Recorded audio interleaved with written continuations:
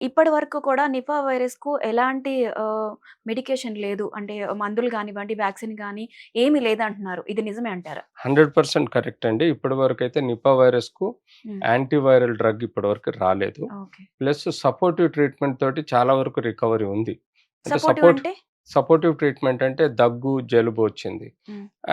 Anti allergic drugs ఇస్తాము. హ్మ్. జలుబు వచ్చిందనుకోండి, అగైన్ అలర్జిక్ డ్రగ్స్ ఇస్తాము. దెన్ కాఫ్ వచ్చింది, కాఫ్ సిరప్ ఇస్తాము.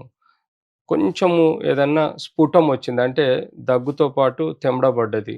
హ్మ్. అది యెల్లో కలర్‌లో ఉంది. హ్మ్. Could be because of bacterial infection అని ఒకటి యాంటీబయాటిక్ పెట్టుకుంటాం. హ్మ్. బాడీ పెయిన్స్ ఉంటాయి. బాడీ పెయిన్స్ అంటే మనకు జనరలైజ్డ్ మయాల్జియా అంటాం.